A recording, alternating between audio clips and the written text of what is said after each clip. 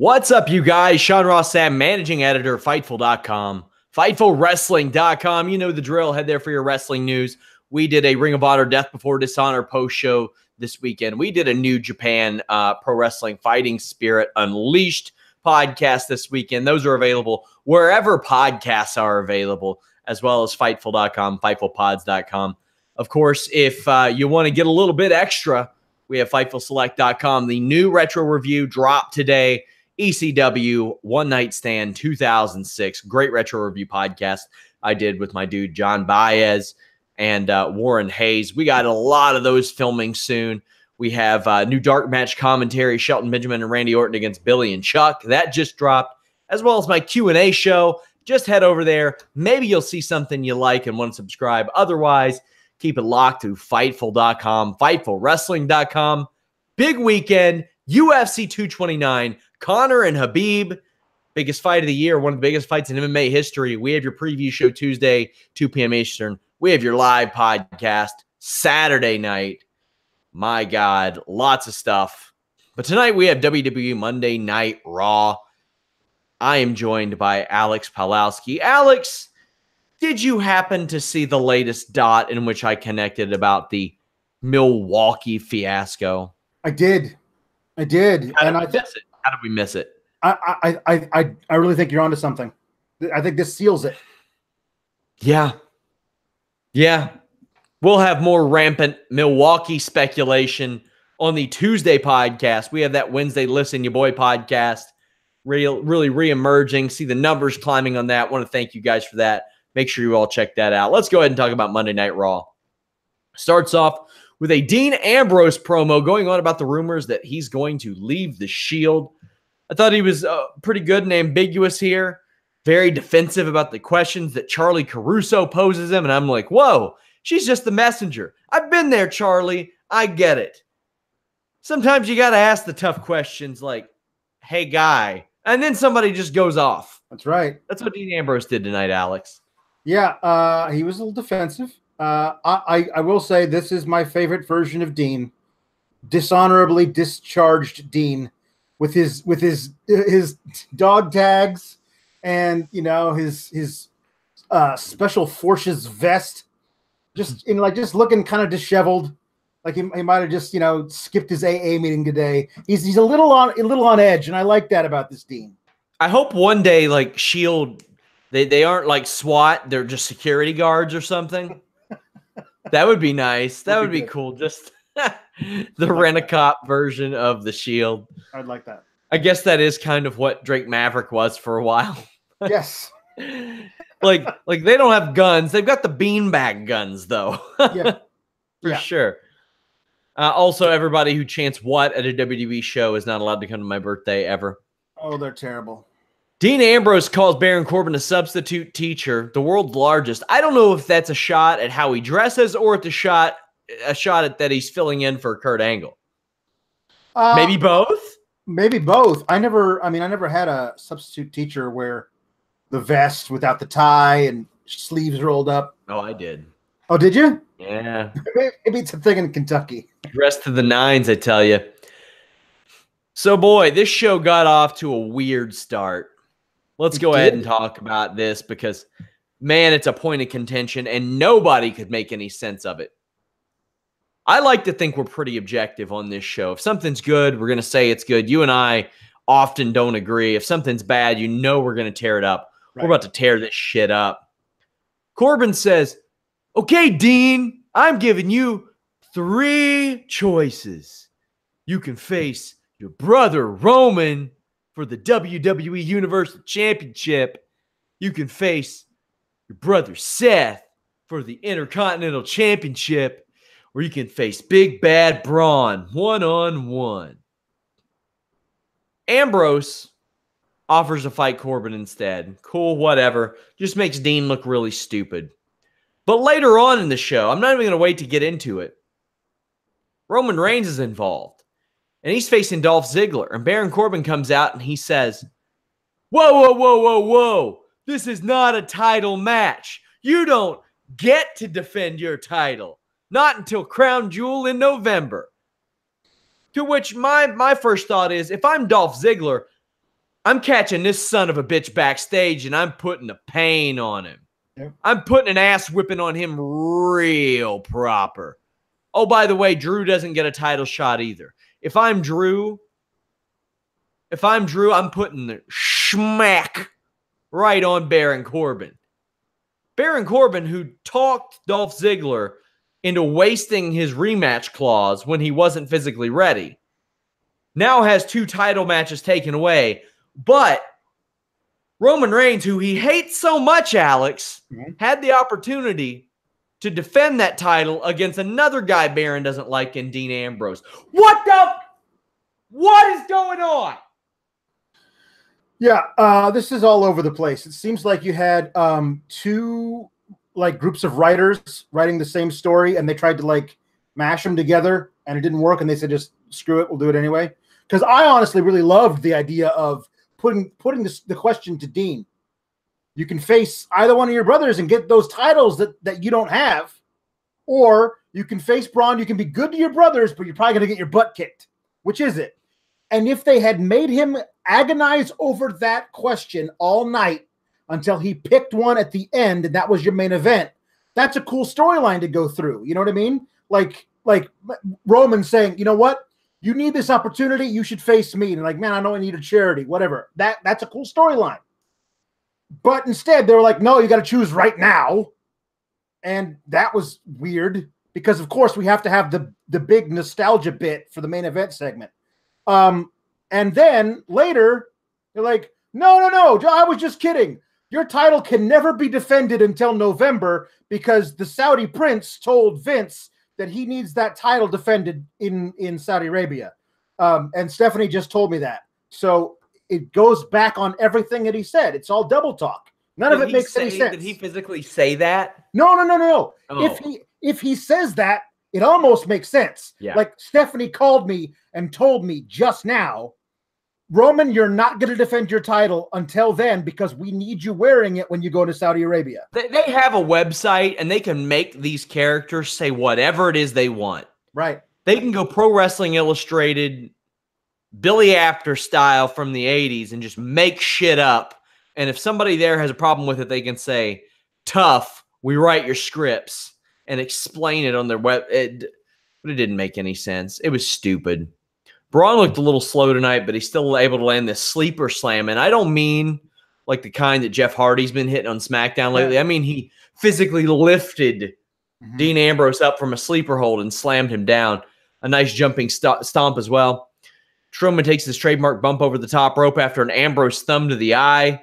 I thought that Corey Graves should have played this up a little bit more, because Renee Young said something like, "Wow, wonder if he saw that coming." And of course he didn't. His eye was gouged. Right, yeah. It's like she was setting up Corey Graves to be outraged and he didn't bite. But I've got a lot of praise for Corey Graves tonight. Clever camera work for once saves a bad-looking club to the chest from being exposed. There was a sloppy spot that Ambrose thought quickly on his feet and hit Dirty Deeds, and they went outside the ring. I don't know why Ambrose is breaking the count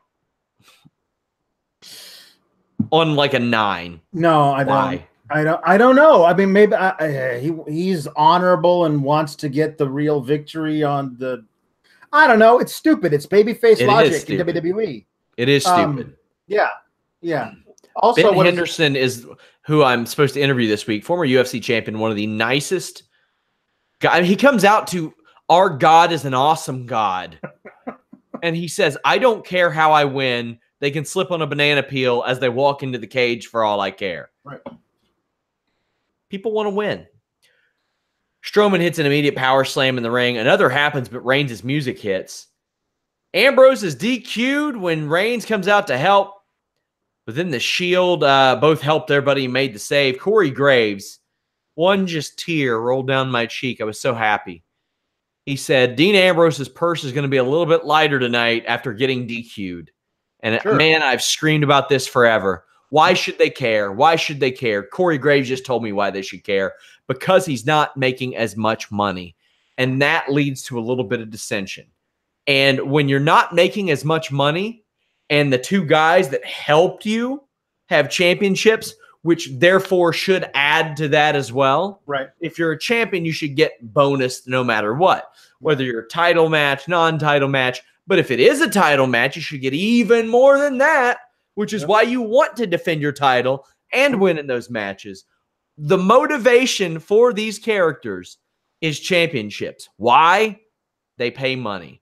Yeah. And that is the ultimate motivation for so many. Good on Corey Graves. This match was mediocre.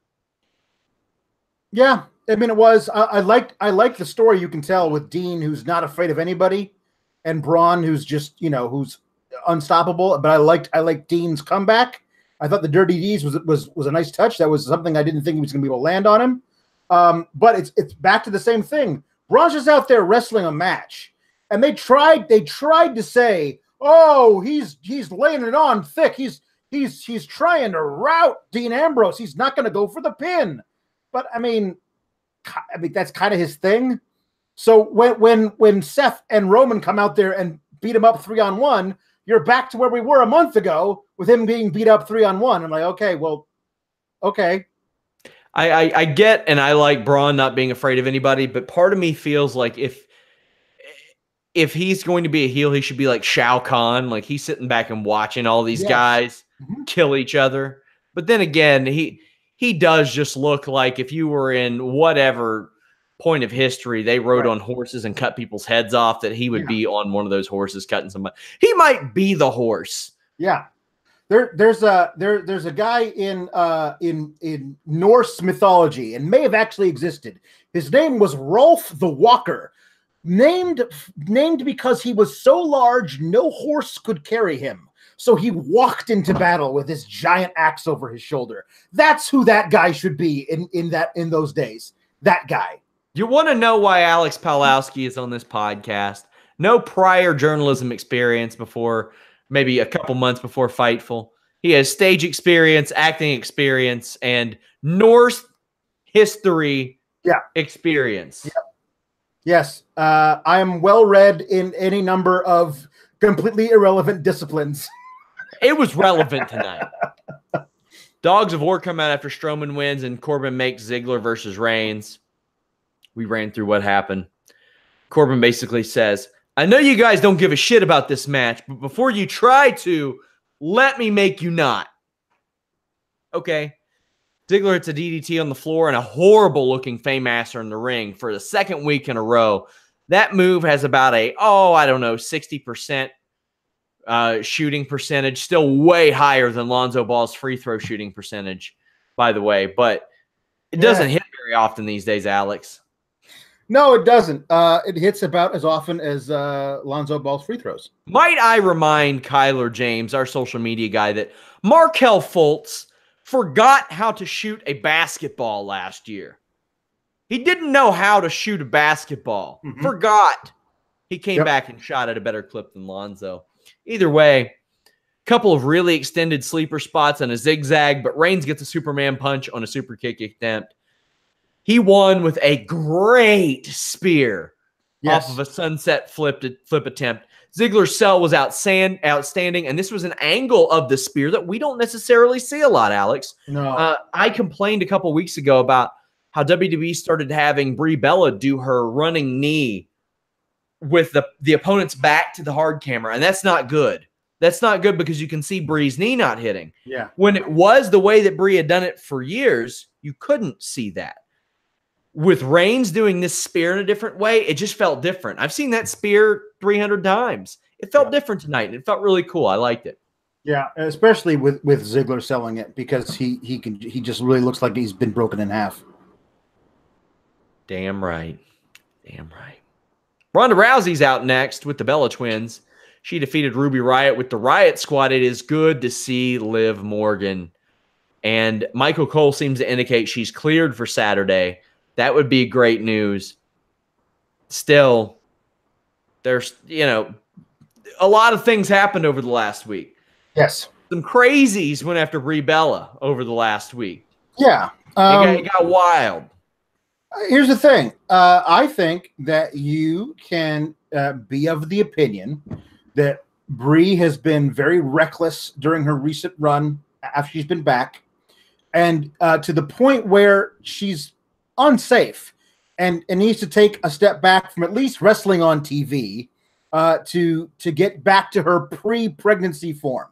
You can be of that opinion and not scream it at her via social media. You know what I mean? Like there's a way to do it and just have the opinion and express it civilly without being, a crazy, nut job who's threatening her and saying miserable, horrible things to her. Alex, have I ever told you the Vince Russo Snapchat story? I don't believe you have. So I have about, let's see. How many Twitter followers do I have? 12,000 maybe? The Bella twins have 3.53 million. So a scotch above me. Yes. So in all seriousness, insane reach. They're on multiple shows. So whatever I have personally experienced as a dude at that. Yeah. Magnify that by about 1 million times. One time, about 5-6 months after Vince Russo stopped working for this site, I'm on a podcast with you. Yes. I would love to determine which one it is so we could see my reaction. The biggest mistake I ever made was making my Snapchat name just my name. But the thing is, when I had my old one, people wouldn't add me back because they didn't know who the hell I was. Right. Eventually, randos started to figure out what it was. They would just add it, whatever. I've made it public since.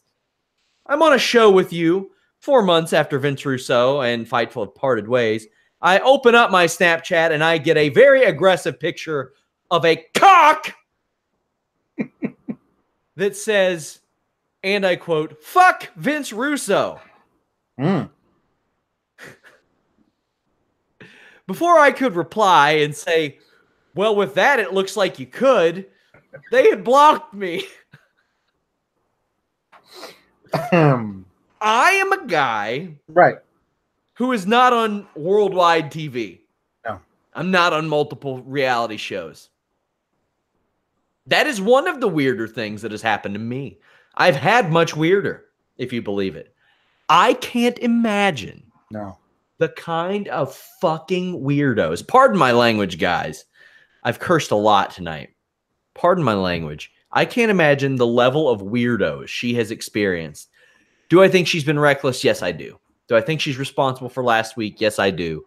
As do virtually everybody that was there as well. However, the level in which some people take it is so far beyond anything that should exist or should happen. It gets downright creepy and downright weird. Like you just know they're Twitter eggs, which don't, unfortunately, at least it was somewhat endearing when they had eggs. I miss the eggs. The silhouette is just so impersonal. I like the egg. And the silhouette seems a little more aggressive, personally. Yeah. So, guys, if you're watching this and you are one of those people, please remember these are actual human beings. They do have feelings. It's weird. I'll say this. If there's anybody that a new wrestler like Ronda Rousey should be in the ring with, it's Ruby Riott. She's outstanding. Riott pulls Rousey into the post, grinds away with some heelish offense. I loved her using the fish hooks, an illegal tactic in MMA. Yes. Corey Graves brought it up. He said, you can't do that in MMA. She's finding some success. She's going after her in ways that Rousey's not used to defending. She's never fought off fish hooks in WWE. Really smart stuff. Ruby Riott hit an STO on Rousey, which is a judo takedown. Give her the bronze medal. Rousey needs to hand it over, in my estimation. Yes. The end of Rousey's offense got sloppy. She could have went really badly in that gut wrench powerbomb, which the last one I saw was just killer. It was awesome. Right.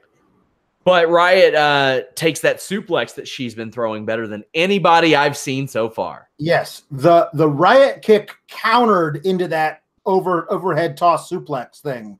That it was like out of a cradle, like you're cradling a lover, stepping over the threshold, just over the head. Yeah. That thing, that was great. And I love when I see signature move countered directly, perfectly into other wrestlers' signature move. It always pops me. That was a great one.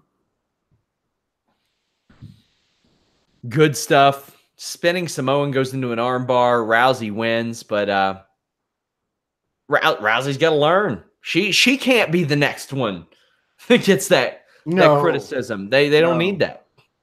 Connor with Victor defeated Bobby Roode with Chad Gable. They are really pushing 38-year-old Connor, who first signed with WWE in 2005 as a prospect, Alex. This feels like they're gonna feed him to some kid in Shanghai, like they did with Bo Dallas a couple of years ago, when Bo Dallas had a mini push out of nowhere, and all of a sudden they got fed to some kid in Shanghai, and then we never heard from that push again. I feels like what this is, but this whole thing feels like I made a wish on a monkey's paw to see more Chad Gable on Raw. And what I got was Chad Gable buddying up with babyface Bobby Roode and losing a feud to the Ascension. Because when you make a wish on a monkey's paw, Sean, you got to be careful what you wish for. You're right. Because I remember the Simpsons episode, my dude. You'll get what you want, but it won't be exactly how you wanted it. I remember that episode. This is as basic and heatless as it gets. Victor attacks Gable. Roode is distracted. Connor hits the Dominator for the win. If I'm Connor and I see a Punishment Martinez possibly heading to WWE, I'm learning some new tricks. Yeah. Punishment Martinez is a 6'5" guy who can run from the inside of the ring, take a step on the second rope, and do a tope con hilo over the top rope. Yeah. And he's 36. That's not going away anytime soon, if it hasn't yet. Nope. Match wasn't great. Neither was B-Team defeating the Revival. The Revival came out like a house of fire, like they were about to get beaten in a couple minutes. Nice bulldog from Dawson. A brief B-Team chant. Axel gets worked over methodically until Mini Bray gets tagged into a decent reaction. Spinebuster lands for Dawson, and you can just tell Bo was winning. He was so fired up. I could see it. They do. This was short and pointless. This only served for them to get their asses kicked by AOP right after. Yeah, that's it. Yeah. I had such high hopes for the Revival after last week. That was their best match on the main roster versus Drew and Dolph. It showed a different side to them. They got all new, amazing babyface offense. They hit the old power and glory double team finishing move. It was amazing. I was completely here for a new rejuvenated Revival. And wait a minute, RIP Revival's mini push. It's over. Although I didn't see them get beat up by AOP, which easily could have happened. AOP could have taken out the losers of the match as well. But they took out B-Team, but left Revival fine. So maybe the Revival are still around and can have... I don't understand why they're losing matches to the B-Team. I just don't. I can't pretend anymore. This is terrible. Although, hooray for AOP having direction. Yeah, Baron Corbin seems impressed. They have Drake dressing normally. Yeah. He actually... You noticed he was wearing something out of the Paul Ellering collection. He sure was. It was a black leather sport coat. So I do say normally by comparison. He does look like he's about to enter this year's Iditarod dog sled racing contest. He went to Paul Ellering's leather sport coat emporium and he got one. Moment of Bliss is back. Cool. What'd you think of it? I mean, it's fine. It's her being, her being herself, which is she's really great at it. I love it. Let's do some promotion of Evolution on this show, considering it's less than a month away. Good. I'm hoping after this weekend, we'll actually start building matches for the women who are currently on your roster and not returning Hall of Famers. So Alexa Bliss says that when she was 7, she wanted to see her hero, Trish Stratus.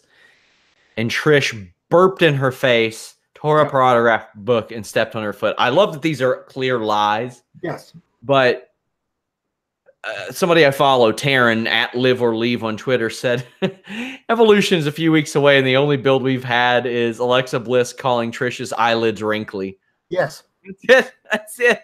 Yeah. And a cool promo tonight, a cool vignette tonight. The promo video was very cool. I liked it. Yes. I'm into it. I'm excited. Let's do this. But on Monday, like a week from tonight, if we don't get major story progression for the women on Raw towards something, like I mean, Bayley's just hanging out, with Finn.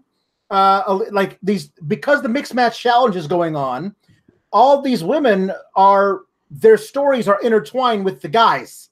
They can't even have like their own builds towards something evolution, because to me it feels like WWE has said this thing we're doing with Facebook is more important than the first all women's pay-per-view.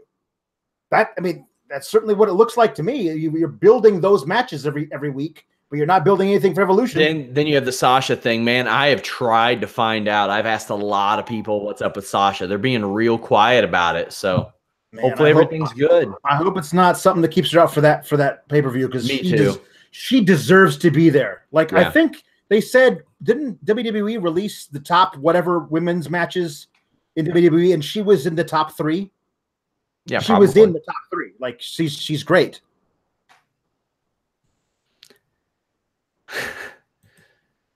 So Roman Reigns is checking on Ambrose as Rollins did earlier, but Ambrose is being real pissy about it. Yeah. Real pissy. I did like this thing. Like he was upset that Roman took so long to come down and help him with Braun. Mm-hmm. He took that out on Seth. I liked his whole thing, man. You know what sucks? I could be the Intercontinental Champion right now.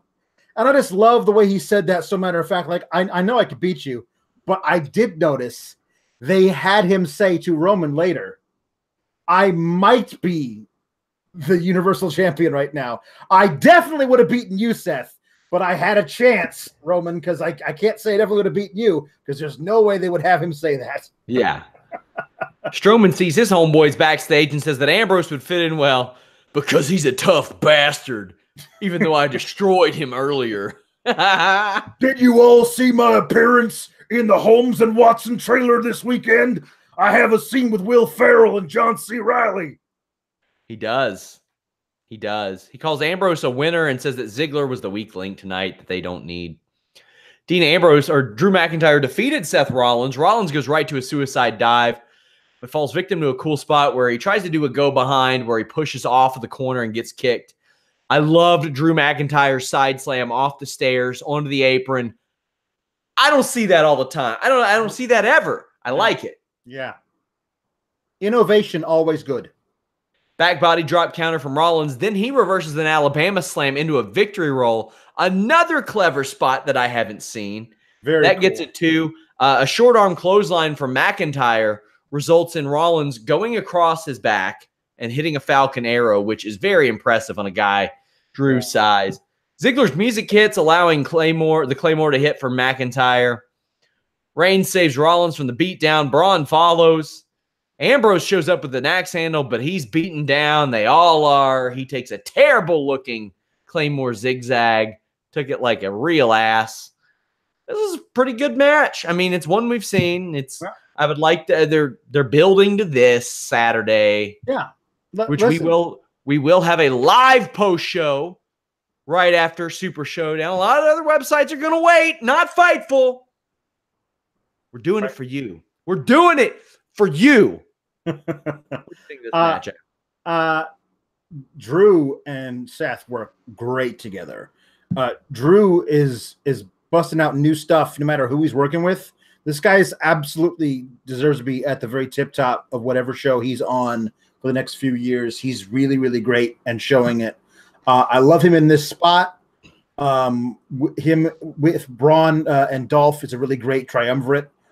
This 6-man tag on Saturday morning, Saturday night, if you're over there in Australia, has the potential to be all kinds of great. But of course, there's nothing on the line, just pride, which is fine. But it seems that there's been a decree: Roman can't defend the title until November. So, okay, but the 6-man tag should be a lot of fun, and the Shield will win.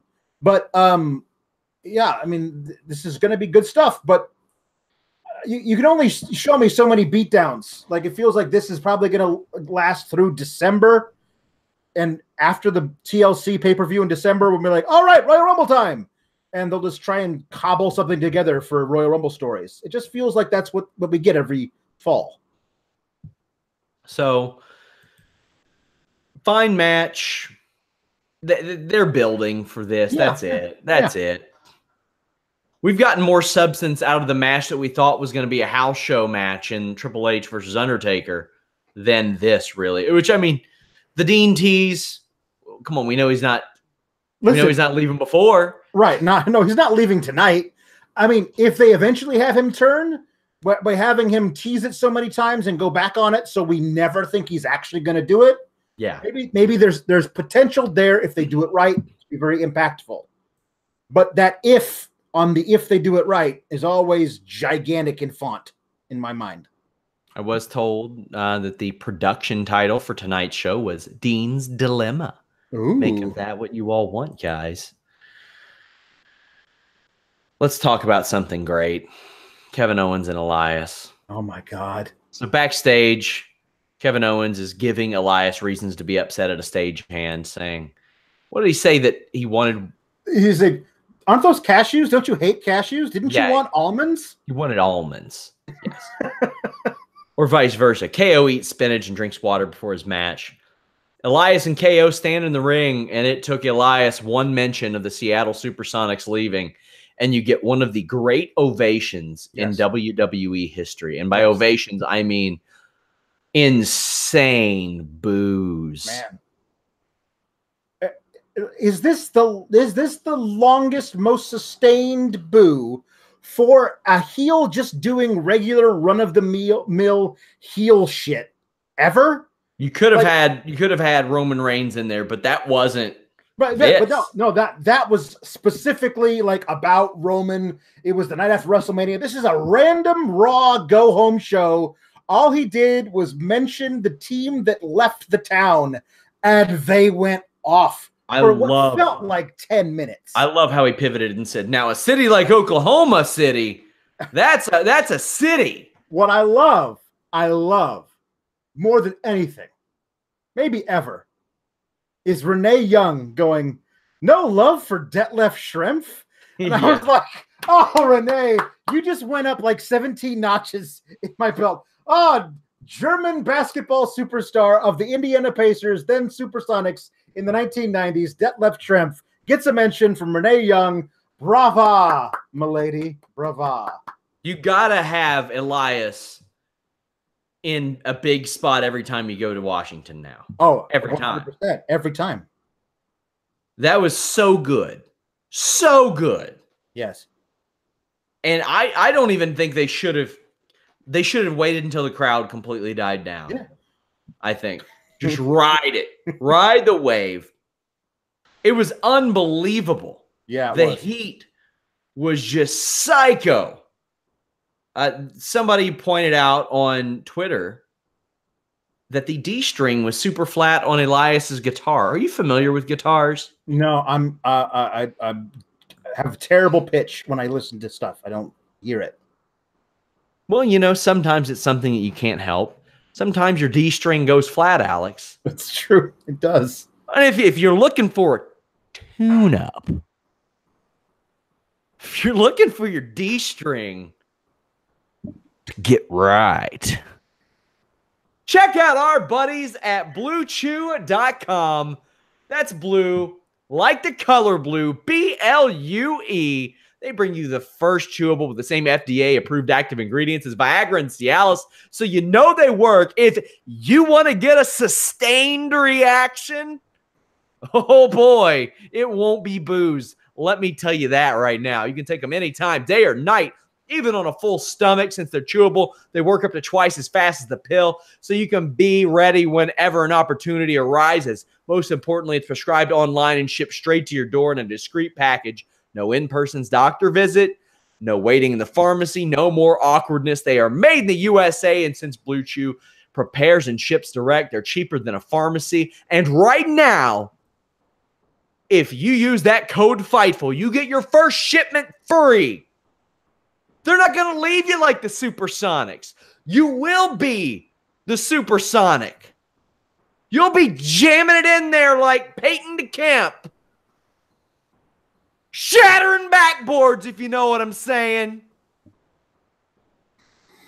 Use that code Fightful. Even if you don't, hit them up at GetBlueChew on Twitter. Let them know you heard about them from us.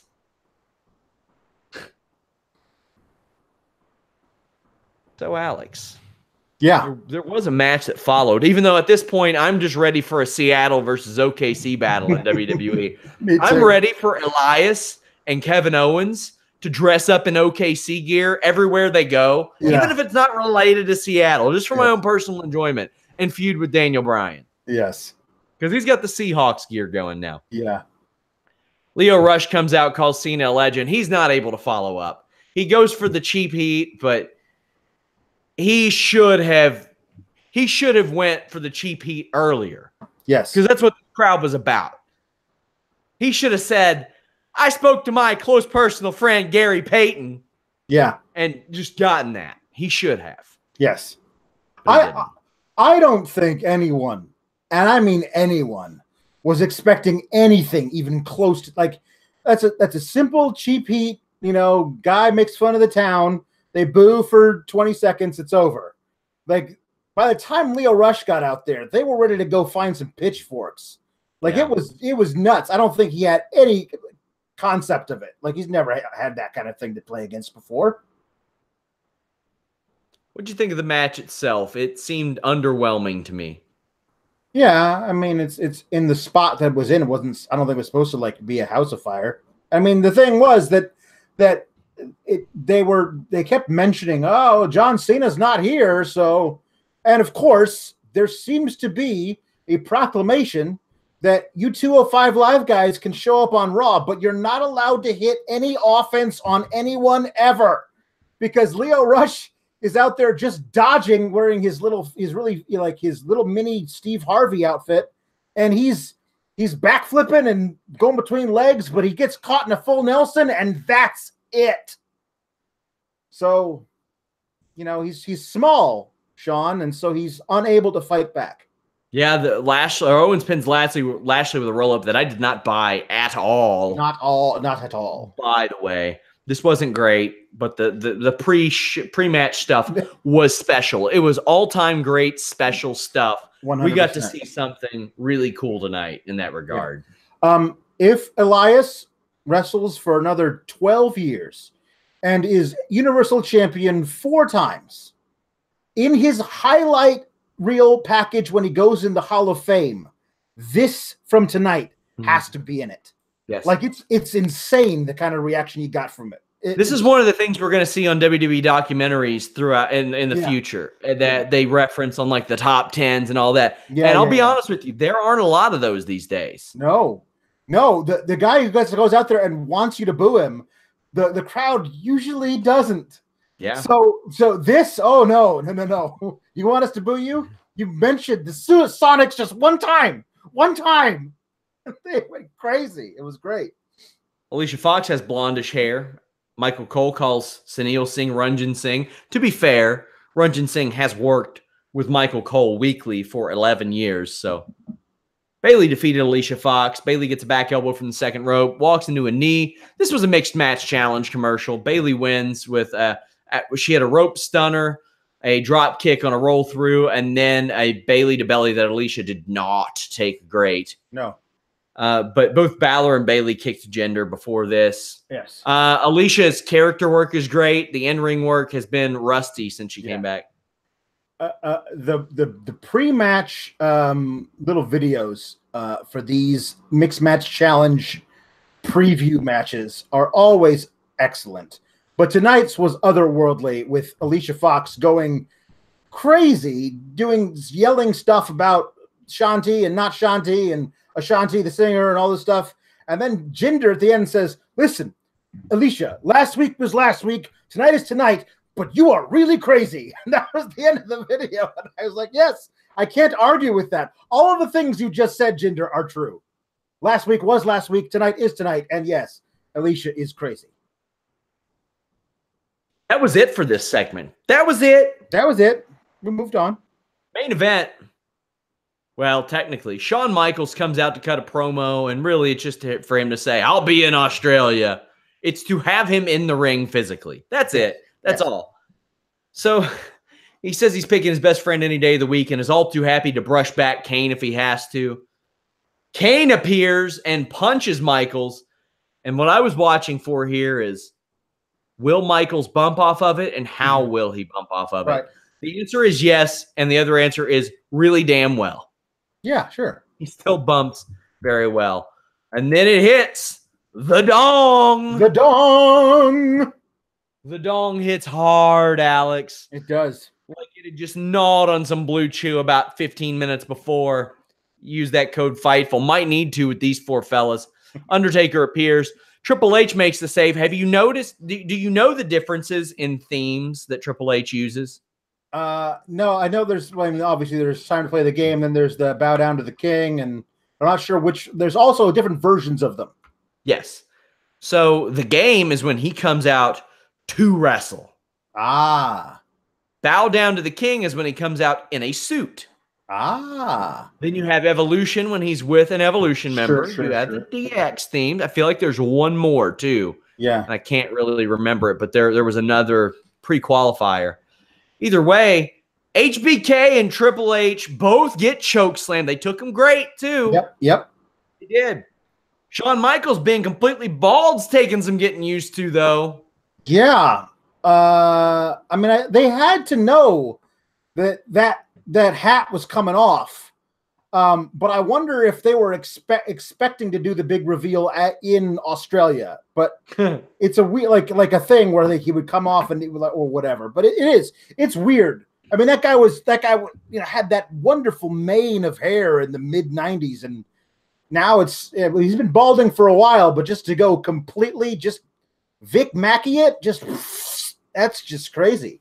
I did think the crowd should have been just chanting nostalgia. Nostalgia. This is cool to see these guys back, but this can't be your biggest program. It just can't. I mean, you have an inflated roster as it is, and I get it. You want these guys to come back and add some importance, but here's the thing. When you value the brand over the stars that make the brand and prop up the brand and get people interested in the brand, this is what you have. This is what Seth Rollins talked about in a recent interview. Who are going to be the guys in 10 years that can do this? Now, to put this in perspective, first off, I enjoyed the segment. Looking forward to the match. Sure. I like watching them. But for people who don't, I get it. Because the Billionaire Ted skits, all four of these guys were signed to the company when they aired 22 years ago, and WWE criticized WCW for using people 10 years younger. Let me put that in perspective. That year, 1996, had superstar Billy Graham returned and shown up in WCW to feud with Hulk Hogan and the NWO, he would have been the same age as Shawn Michaels and Undertaker right now. How about Harley Race? Now, I'm going to play devil's advocate to that point too. All four of these guys in much better shape than a lot of those wrestlers who are wrestling into their 40s and 50s. So while we can draw those comparisons, it is important to say that the level of work is much different. Yes. And all four of these guys, well, at least two of them we know can go, because I don't know what Kane can do after the Achilles deal. That type of injury can be really debilitating. Yeah. Shawn Michaels, I don't have any doubts that he can still go to some degree. Triple H, we know can to some degree. We'll find out about Shawn Michaels, but they look way better. They're more convincing. They're not taking bumps by falling over and like doing crappy stuff like you would have seen out of a Billy Graham in '96. Yeah. And a lot of those guys. So I get it. I see both sides to this. And I'm not one of those people that says, Shawn Michaels, man, let him go away. I don't need to see him. No, I watch PCO wrestle all the time. Right. So I'm not against watching Shawn Michaels wrestle. I would love to see Shawn Michaels face any number of guys, and I hope I get to. And I hope he makes a lot of money off of it. Alex, what do you think? Yeah, the Seth Rollins comment about who are the guys who are going to come back in 10 years. I mean, obviously, Roman, Seth, Dean are the people that jump to mind because they're the only guys that you treat with any real respect and longevity on your main roster. It does feel like 10 years, okay, fine. 20 years, I don't know. Like who are you building like right now to be at the same level as these four guys? And like I don't know, but I will say these guys are definitely having a tag match at Survivor Series. That seems to be undoubtable now. And that's fine.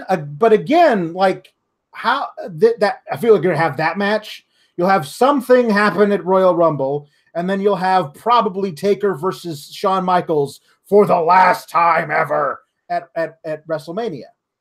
And if they build that as this is Michaels' last match and this is Taker's last match for real this time, okay, fine. Like that's maybe okay. But again, you keep building and making these guys have the biggest program on your biggest shows, which I feel like shows a lack of trust in your current roster, which is the best roster you've ever had, top to bottom. So the show this Saturday, I had somebody ask on the FightfulSelect.com Q&A show. Do this every other week. Little plug there. Subscribe now, only $5 a month. He said, "Do you think we'll see a WrestleMania overseas?" And I'm like, "No, they don't need to now.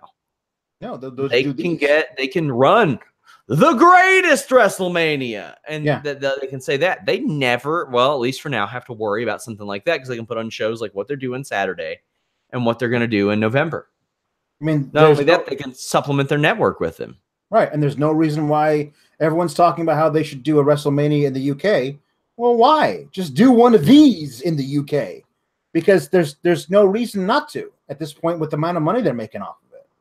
Again, guys, we are going to be live, myself and Mr. Warren Hayes, right after Super Showdown. That is the same day as UFC 229, so it will be a wild day. If you want to get a glimpse of Mr. Warren Hayes before then, he hosted a couple shows with Alex a couple months ago when I was gone. Also, we have a free preview playlist on YouTube of Fightful Select. Maybe you're on the fence. You don't know if you'll like the retro reviews. Don't know if you'll like the NXT 205 Live Mae Young Classic reviews. Don't know if you'll like the weekly Q&A shows, dark match commentary. We've got a full playlist of free content over on youtube.com/Fightful where you can kind of check that out. Alex, before we go, I got to share an email that I just got. Please DM, do. actually. It's from somebody named Ethan Jame. Got like 4 followers on Twitter. Hello. Based on the membership criterions of the Illuminati, we find you of great interest being in possession of good mastery of manual dexterity and academic proficiency. With this, we look on you to be the illicit class, which will be the platform in which you stand to meet with people of affluent who are able to raise you to the height of wealth, power, fame, and glory. To ascertain these facts, I strongly recommend you to join us, the Illuminati. They also sent a little triangle. It is the up-pointing red triangle emoji. Just got that during the show. Well, good. I mean, you're obviously going to join the Illuminati. Because... Yeah, oh, for sure, for sure. I mean, I'm going to have to check. I'm going to have to ask Jimmy if my contract status allows such, but I'm pretty sure he's already in. So he'll be like, oh, hell yeah, finally. He's been calling in like Illuminati favors forever. Melissa's not getting in, though. Melissa, who it is confirmed, I will be fighting our producer, Melissa, on the 100th episode of Listing Your Boy in late November. I think next week is our 94th episode. It's going down, Alex. I'm promising a lot of things. I'm promising moves banned in WWE. I'm promising explosions. I'm going to try to work a ladder in there. I'm going to try to make it a ladder match, but Melissa and I are going to fight. What do you think my chances look like? Well, if you can get to be your corner man, the ghost of John Candy, then I think you're a shoo-in, man. Well, I mean, he will be there in spirit. That I can confirm. I will also guarantee that the ghost of John Candy. You might not see him. He's there. The ghost of John Candy is only there in spirit everywhere.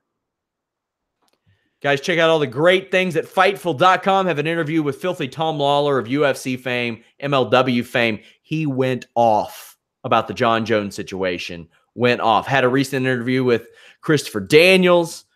Lots of neat stuff. Volkan Ozdemir, UFC title challenger. He's on Fightful.com as well. Lots of cool stuff. Lots of columns. Lots of interviews. Lots of exclusive behind-the-scenes info that you can only get at Fightful.com. Thank you guys so much. Leave us a thumbs up. Subscribe. What I would like to see you guys do, join us in those live coverages. Comment on stories. Just let me know what you think about stuff. I'll get back to you. I want to grow our community there. We're going to be running contests pretty soon. Check out our buddies at Pro Wrestling Unlimited who are at the New Japan show this weekend. Remember, Ring of Honor, New Japan post shows from this weekend. Follow Alex at Pawlowski the Fourth. Follow me at Sean Ross Sapp. Until next time, join us Saturday. Super Showdown Saturday. And tomorrow. Yeah, and tomorrow night. That too, and Wednesday. Milwaukee.